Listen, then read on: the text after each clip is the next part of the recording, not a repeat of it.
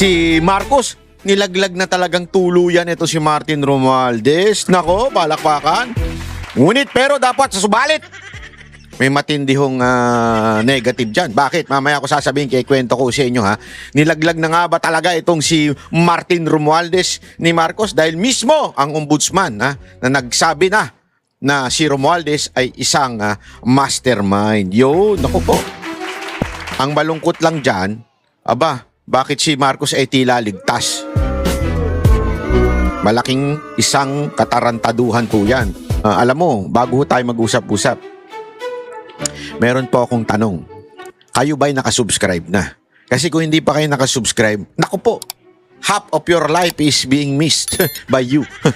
Kasi marami po tayong mga balitang ilalabas ngayong linggo na ito, kaya subscribe po kayo dahil sasabog po mga balita ngayong linggo na to. At pag hindi po kayo nakasubscribe, naku po, at kung kani-kanino kayo nakasubscribe, baka fake news yan. Kasi tayo, mga kababayan, nang itataga ko talaga yan. Hindi tayo magpe-fake news dito. Kaya dito, sigurado ka pag sinabi ko, totoo yan. At pag sinabi ko, mangyayari yan. Former House Speaker Martin Romualdez ang mastermind ng flood control scandal ayon sa Office of the Ombudsman. At ang sabwatang Romualdez at Saldico daw ang ugat ng iskandalo. Pero si PBBM tila absuelto. Narito ang exclusive agenda report ni Joash Malimban.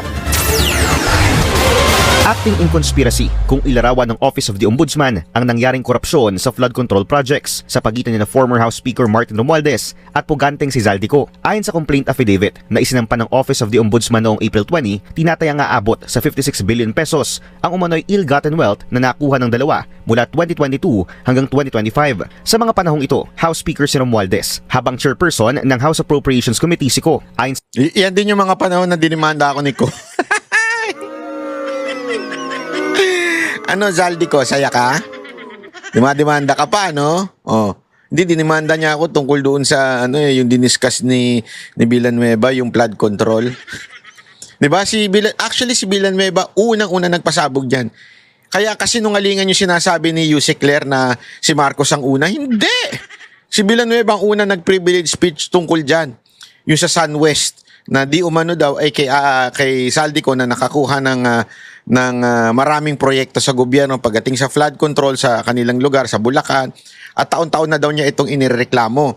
At pati dun sa laptop control tila yun din laptop control laptop scandal yun din daw kumpanya di umano allegedly sabi ni Villanueva ay kay Saldico rin. Nung diniscuss at ni-reaction na natin yan, naginit ang puwet ni Zaldico. Abay, dinimanda ako. Talagang pinahirapan ako. Ngayon, hirap Hindi ka ngayon makauwi, Hindi, kasi ganyan talaga Sabi ko nga sa inyo Ang yung salitang karma, meron yan sa sa Biblia. Pero hindi yung salita mismo Pero yung prinsipyo behind that. Whatever you do, may consequence yan. Ayan ang consequence mo.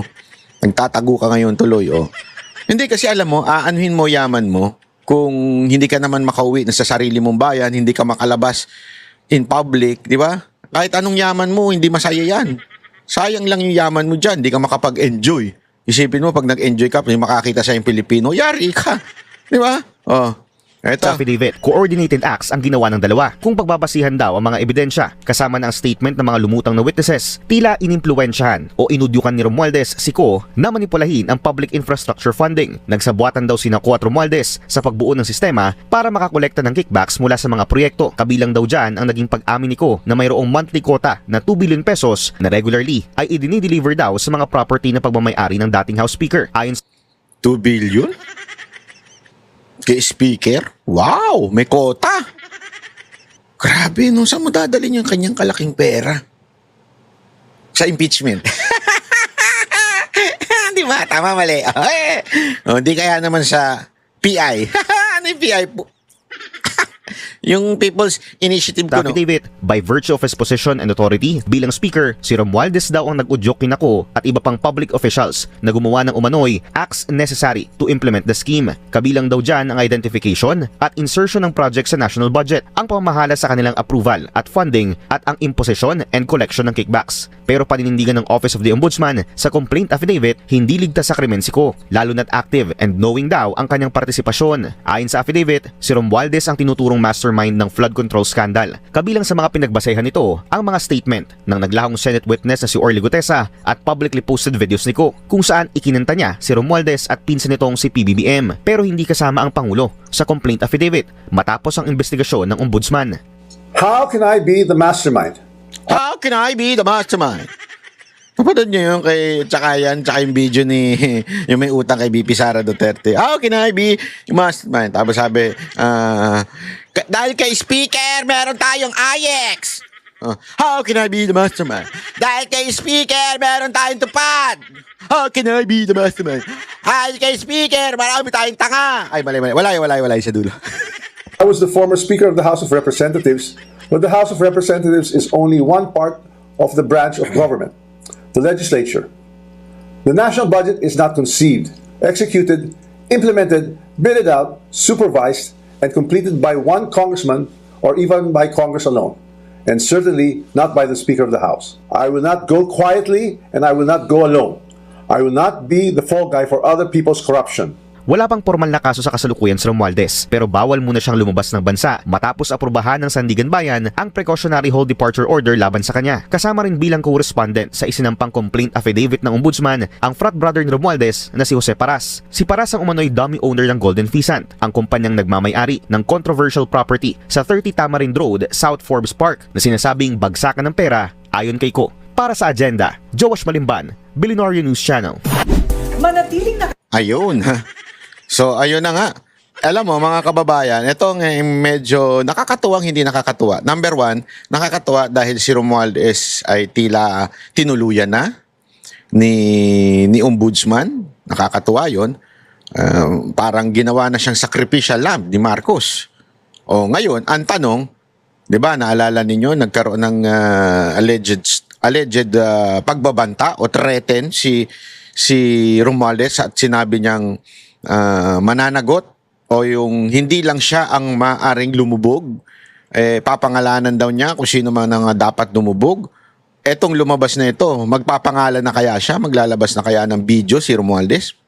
Romualdez, kung ako sa'yo, ilabas mo na, ilantad mo na, bukingin mo na yung pinsan mo, nilalaglag ka na sa barko, mantakin mo, tinulak ka sa barko, sama-sama kayo dyan. Hindi, tama naman siya dun eh, hindi lang siya yan. Imposibleng siya yan. Hindi, imposibleng siya lang yan. Siya talaga yan, pero may kasama yan, sigurado tayo. Hindi magagawa ni Speaker ito mag-isa. Hindi rin kaya ni Speaker at ni Zaldico ito. Meron pa talagang iba na sigurado tayo mas mataas sa kanila. Ang ginagawa kasi nila, dinidikit nila lagi yung mga senador. Akala nila, isipin nyo to, akala nila yung pagdikit nila kay Escudero, pagdikit nila kay Revilla, pagdikit nila kay Estrada, pagdikit nila kay Villanueva, akala nila matutuwa ang tao doon. Hindi, kasi it's really obvious na yung magic ay nangyayari sa kamera. Sa kamera at dyan sa inyong Committee on Appropriation na pinamumunuan ni Zaldico. Ngayon, paano yan nag-e-ending? Wala namang ibang ending yan kung hindi sa presidente. Mantakin mo, sino ba ang pipirma niyan para maging batas ang ating budget? Kasi nagiging batas yun eh. Di ba? So, para maging batas yan, presidente pipirma dyan. Ano yun? Tanga? Bulag? Inutil? Ang presidente, di niya nakita yung mga ang program doon? Yung paglipat ng pera ng PhilHealth? Bobo ba talaga yung presidente natin? Bobo? Galit na galit eh. Di ba? Hindi, naalala ko lang kasi siga doon eh. Bobo ba yan? Bobo gumagano pa eh. Arang tanga lang yun. Pag nagsasalita ay nanginginig-ginig pa eh. Bobo ba yan?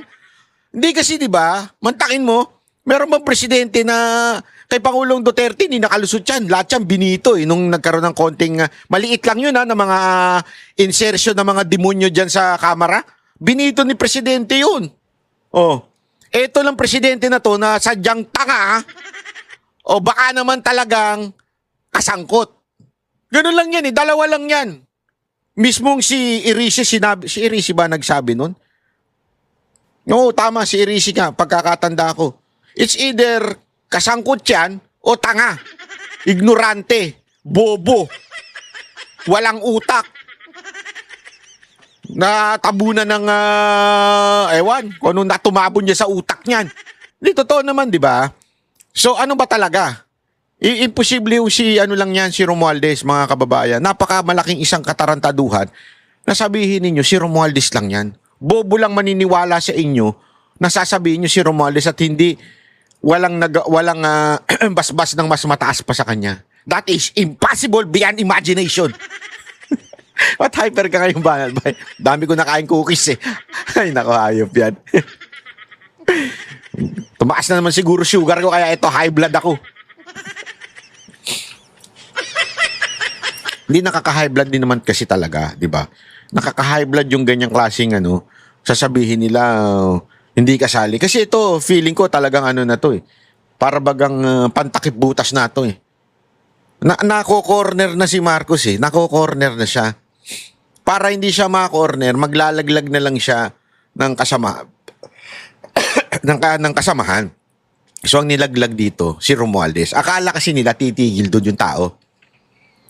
Hindi ko titigil ang tao kay Romualdez lang.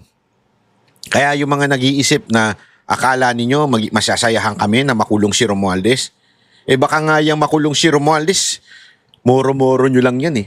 Baka yung pag-freeze nyo, moro-moro nyo lang yan eh. Kasi hindi naman na tayo naniniwala sa sindikato ng gobyerno na to eh. Itong gobyerno na to, parang sindikato to, makakakuntsaba eh. 'Di ba? Pare-pareho sila ng style. Yung propaganda nila, yung diversion na ginagawa nila. Isa style nitong gobyerno na to eh. Kaya hindi na talaga nakakapaniwala eh. Kaya hanggang hindi humihimas rehas ang presidente, hanggang hindi humihimas rehas ang si Romualdez at si Zaldico, walang maniniwala sa inyo. Tanga lang ang maniwala sa inyo tsaka yung mga bayaran. Yun lang. Oh, lalo na yung mga vlogger ninyong bayaran na kaya magpagawa ng ilong. Anak ng hayop. Pangit kasi nun eh.